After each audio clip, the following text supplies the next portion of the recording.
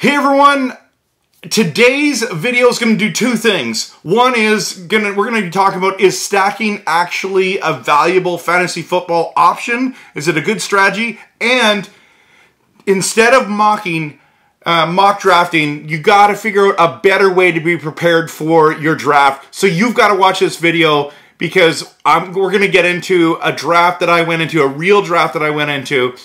And so we're going to hit the intro, and then we're going to get right into it.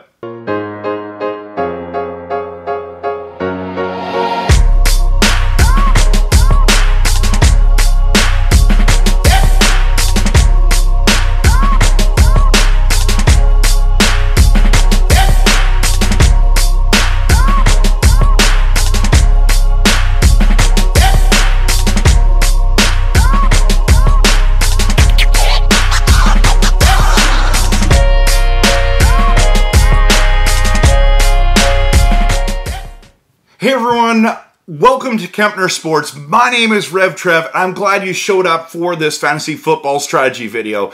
So what is a better way than to mock draft? Well, there is a better way.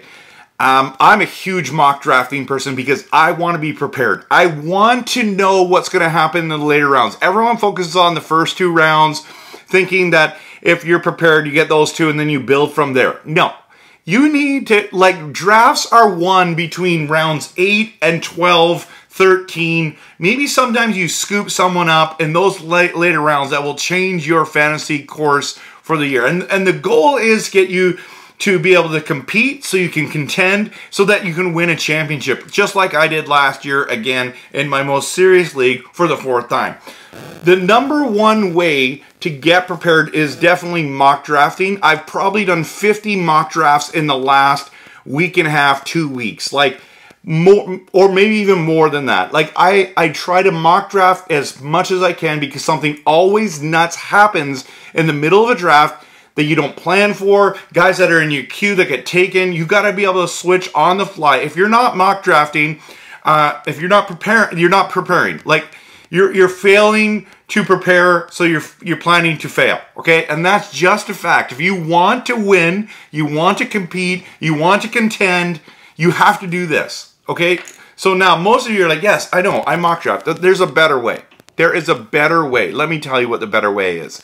The better way is to jump into a public league and actually do a draft. Yes, you have to continue working on that team during the draft, during the year, but this is where most people stick in. Some people still don't make the draft. Some people, like mock drafting, some people leave after 6 rounds, and then it's like, oh, okay. And mock draft lobbies get jam-packed with the stuff, right? So, and then we're also going to talk today about stacking. Is stacking important to do? And I'll show you a draft that I actually did, a real draft that I did. Okay, so we're gonna dive into this today. You're gonna hear my thought process on why I drafted the way I did. Now, I jumped into a Yahoo one because most of my leagues are in Yahoo, and I want to know what their ranking systems are. It's different than the other ones. Sleeper, ESPN, NFL.com, whatever one you're using.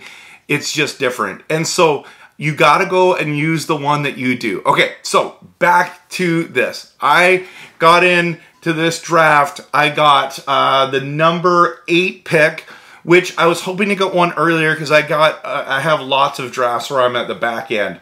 So, okay, let's just dive into this. Number 1 pick is McCaffrey. Now, this is a standard league. This is not PPR, okay? Now, I have no problem that someone takes a McCaffrey there, but honestly, with the risk of injury, I'm not a huge fan of taking him number 1. Obviously, this guy, he's either a Panthers fan, he's had him in the past, he knows that if he's healthy, he can win you a league probably, or get you close to winning a league. Number 2 is Jonathan Taylor. That's my number 1 pick because I think he's the safest running back going on. Okay. Number 3 is Jefferson. Justin Jefferson is a super talented wide receiver. But there just seems to be a love affair with Jefferson that's insane. He had 220 in standard scoring. Again, this is all standard scoring, not PPR. If you're in a PPR league, you got to think differently during this video, okay? Jefferson there, I would not take him there, but glad you got your guy. Cooper Kupp, who's my #1 wide receiver this year, he went 4. 5 was Eckler. 6 is Dalvin Cook. Number 7 is Henry. So in my queue, I had Cook, Henry, Eckler, Kupp, all those guys. All of them literally get taken right before, and then pick 8. What am I going to do? Normally, I like going running back, but when you have a guy like Jamar Chase sitting there, I think it's too difficult to let him go. So what I'm going to do is I'm going to let him go, and I'm going to get either Devontae Adams, so we'll do double stack wide receiver, or I'll get Aaron Jones or someone like that. So I go Chase, Najee Harris goes, Devontae Adams. Let's quickly go to round 2, and Aaron Jones goes. So this guy, I'm like, is this guy a Packers fan? Because he just picked Devontae Adams and Aaron Jones, and then Stephon Diggs goes, and then my options at running back are Mixon, Chubb, Swift, Fournette, Barkley, all these guys. And so I'm like, you know what? Everyone keeps talking about stacking. I'm going to now go, because this is my opportunity. I'm going to go and I'm going to stack.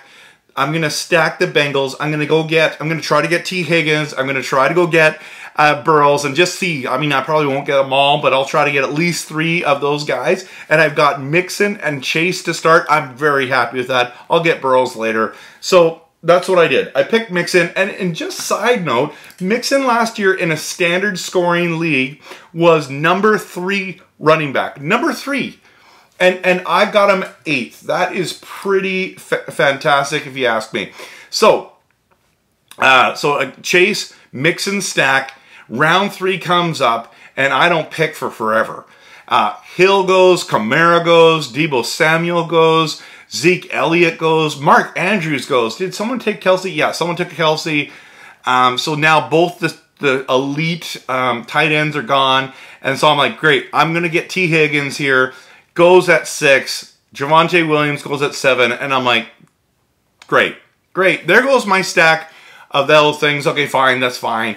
I'll just pick James Conner there, who I believe was running back number 5 overall last year. That's insane. Anyways, I know that it's only last year. It doesn't mean it's going to happen this year, okay?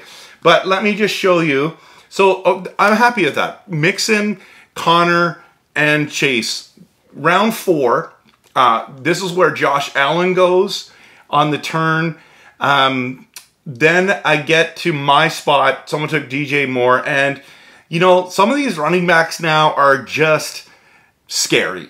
They're just scary. And so Breece Hall, rookie, who knows. Akers coming off an injury. Probably should be decent. Those are the guys there. So what I'm gonna do is I'm gonna wait, and as you can see, I pick Darren Waller because I'm like, I want a good tight end. There's Pitts there, there's Waller, there's Kittle. I'm like, I'll just pick Waller this time. Let's just see how it goes. Herbert goes at 6. Mahomes goes at 7. Like, wow. Like, so all three quarterbacks come off the board. And then number 10. Are you kidding me right now? Someone in the 4th round picks Joe Burrow. Joe Burrow goes in the 4th. What? There goes my stack. Like, what am I don't want anyone else. I'm not going to get the tight end. I'm not going to get the defense. Like, seriously, that royally ticked me off. Now, see, this is what I'm talking about. There's been a multiple times already in this draft, and it's a real draft, where people took guys who I was planning on taking. I was hoping to get him back in round 6, but he went in round 4. So now I gotta shift. So that guy takes Burrow, Waddle, and then Mike Williams goes. That would have been really great to have Mike Williams as the second guy, but was fine. Eli Mitchell goes. Oh, there's a run on running backs. Jacobs, Montgomery, Kyle Pitts goes. So good thing I end up getting my tight ends, because at the end of this round, George Kittle goes as well. So by the end of round 5, all the quote-unquote elite tight ends go. But as you can see, There was a run on running backs. I thought I'd better get it. I don't like the wide receivers here, so I'm going to go with Travis Etienne. Now, I'm not the biggest Etienne fan. I don't really know. I've never really seen him play. Nobody really has, unless you've watched lots of his college tape. But it seemed like decent value there, and I liked it way better than the wide receivers is available. Then Gibson goes. Round 6 is where it gets interesting. Again, I'm thinking because I missed out on Burrow, I'm going to take Lamar Jackson. And Lamar Jackson goes right before I go to pick. So now, not only can I not stack, I can't even get one of those elite quarterbacks. So now I have to pivot. And this is the moment where, what am I going to do? And because I'm a Packers fan, I decided, let's just go A.J. Dillon. I mean, this is just a fun draft anyways. It's a public league. Who cares? I'm going A.J. Dillon there. And then Dobbins goes. But all of a sudden, these wide receivers start coming off the board. Tight end. Schultz goes. Damian Harris. Jalen Hurts goes in the 6th round. Like, that would really surprise me, right? So, I have to wait a long time. So, what I'm like, okay, well, I'm going to go with Kyler Murray this round coming up. Or I'm going to get Brady, I guess. Both of those guys go in round 7. Are you kidding me right now? Like, everything that I'm planning for changed. So, I'm like, I was literally like, I'm going to get Kyler Murray, Tom Brady, Russell Wilson. I don't care what order. Any one of those guys I'll be happy with. All of them go right before I pick. So now I'm stuck, and the wide receivers aren't that great. But I'm like, you know what? I don't mind getting Allen Robinson there. I mean, he's think about it. He must be like, I'm so glad to be out of Chicago where, like, guys can't throw me the football. Now I'm like, he saw what OBJ did in the playoffs, and he's like, I can do that. I can play for Stafford. Let's do this. So I'm like, okay, I'll just go there. I'm not thrilled about that pick, but it's better than Marquise Brown or, you know, some of these other wide receivers that are available. And then in round 8, I end up taking Brandon Cooks just because, like, I needed another wide receiver, and he's just kind of steady Eddie. But this is the thing, right? These are the rounds. So what did I do at quarterback? Because I totally failed at quarterback. I was not prepared. Everything that I wanted to do didn't work out. So I dived in round 11, I ended up I waited on quarterback, and I got Matthew Stafford. Now, not who I wanted, and my boy Aaron Rodgers went 2 picks before me. I was not a happy camper about that, but I mean, who knows? Who's Rodgers going to throw to? I have no idea. Okay, so I get Stafford in round 8. Round 8. Oh, no, sorry, round 11. And this is now, so I started with the Cincinnati Bengals stack. Now I'm going to the Rams stack. I got Allen Robinson, and Stafford. Okay, that's not so bad. And here's my thing. Why do people like stacks so much? Like, doesn't make much sense, does it? It doesn't make much sense because, yes, if they have good weeks, then yeah, it looks awesome. But it doesn't matter to stack. I mean, maybe you like it. Tell me in the comments why you like to do stacks. I mean, it would be pretty cool to have some of those stacks. But in all honesty, like I guess if you could get like Eckler, Keenan Allen, and Herbert, that'd be pretty fun. But what if they have a bad game? Like, what if they have a bad game all at the same time? Like, sometimes they'll play a tough defense and they'll slow them down. That's definitely possible. So I'm not a huge stacking person, but I'm open to the idea that it could be more fun. Plus, you have to watch less games, all that kind of stuff. Okay, so that was my stacking strategy. I want to show you what my starting lineup ended up as. And before you are positive or negative about this, I want to show you something. Stafford, even though he's not my favorite guy, he's still an elite quarterback, and he was number 7 last year as quarterback. Now, not everything's based on last year, but it gives you a big barometer. Like, this guy is a stud. And does he have an opportunity to go? Like, he's got all the weapons of the world to be a top 5 quarterback, but maybe he'll stay at 7 or 8. I mean, that's still decent value, right? It's better than taking a risk on someone like Trey Lance or Matt Ryan or I don't know, name whatever quarterback still available at that time. Kirk Cousins, we know what he can do. Derek Carr might be good. I don't know. So here's my team, week 1. And I was not happy after this draft, but after looking at my starting lineup, I'm actually fairly happy. Stafford, Chase, Robinson, Mixon, Connor, Waller, Etienne.